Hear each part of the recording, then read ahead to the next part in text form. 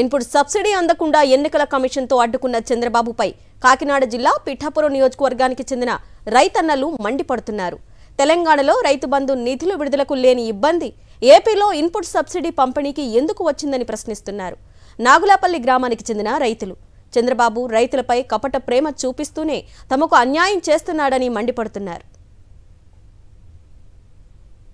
అటువైపు తెలంగాణలో కూడా ఇప్పుడు 2000 కోట్లు రిలీజ్ చేసి అంటున్నారు. కేవలం దీనికి ఇక్కడ ఎంత కాపీ చేయాల్సి వచ్చిందో మాకు అర్థం అవ్వట్లేదు. ఏపీలో ఎంత కాపీ చేయాల్సి వచ్చిందో మాకు అర్థం కావట్లేదు. దీని గురించి మరి ఈ ఎలక్షన్ కమిషన్ వారు చేత ఈ చర్య తీసుకున్నారో కూడా మాకు అర్థం అవ్వలేదు. దీన్ని మరి ప్రజలకి రైతులకి ఇప్పించవలసిందిగా కూడా ఎలక్షన్ కమిషన్ వారిని కోరుకుంటున్నాం. తర్వాత ఈ అంతా కూడా డ్రామా కింద వెళ్ళిపోతుంది. ఇంచువైపు అటువైపు సపోర్ట్ చేయడం కానీ ఇటువైపు దేనికి సపోర్ట్ చేయలేదు. రైతులకి ఏమి రాకుండా ఇలాంటి పరిస్థితుల్లో రైతుకి ఏమి రాకుండా చేస్తే ఎలాగండి పరిస్థితి, దాన్ని అర్థం చేసుకోవాలి ఎలక్షన్ కమిషన్ వారు కూడాను. నిజంగా రైతుల్ని చాలా మోసం చేశాడండి. ఎందుకు ఎలాగంటే 800 కోట్ల ఇన్పుట్ సబ్సిడీ రాకుండా ఆప్ చేయడం. అదే తెలంగాణ ఇక్కడ ఆంధ్రప్రదేశ్లో జరిగే ఎన్నికలు తెలంగాణలో జరుగుతున్నాయి. మరి అక్కడ రైతు బంధు అనే పథకం 2000 కోట్లు ఏం చేత రిలీజ్ చేసిందండి. ఇది కూడా ఆలోచించాలి కదా ఎలక్షన్ కమిషన్. కేవలం ఒక కూటమిగా, ఒక అవినీతి కూటమిగా ఏర్పడి రైతుల నోట మట్టి కొట్టాడని చంద్రబాబు నాయుడు.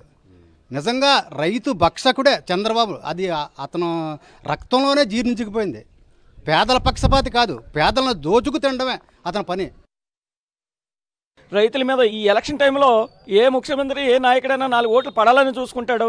కానీ ఈ చంద్రబాబు ఓట్ల కోసం చూసుకోలేదు. రైతుల్ని ఎలా పిండేయాలి, ఎలా బ్లడ్ పీల్చేయాలని చెప్పి ఆలోచన చేసి ఈరోజు మాకు రైతులకి ఇన్పుట్ సబ్సిడీ రాకుండా అడ్డుకున్నాడు.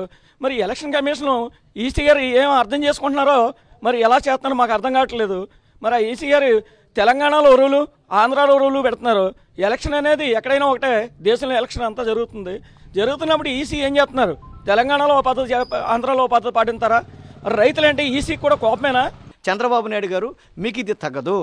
మీరు ఎప్పుడు కూడా రైతులను ఏడిపించడమో, పేదవారిని ఏడిపించడం. మొన్నటిదాకా పెన్షన్దారులను ఏడిపించారు, ఇప్పుడు రైతులను ఏడిపిస్తున్నారు. ఇలా ఏడిపించి ఎలాగ ముఖ్యమంత్రి కావాలనుకుంటున్నారు? ప్రేమతో ఓట్లను మార్చుకోవాలి తప్ప కక్ష సాధించి ఎట్టి సమయంలో కూడా ఓట్లు మార్చుకోలేరు. ఈ విషయాన్ని గౌరవ చంద్రబాబు నాయుడు గారు గుర్తించుకోవాలని నేను మీడియా పూర్వకంగా తెలియజేసుకుంటున్నాను.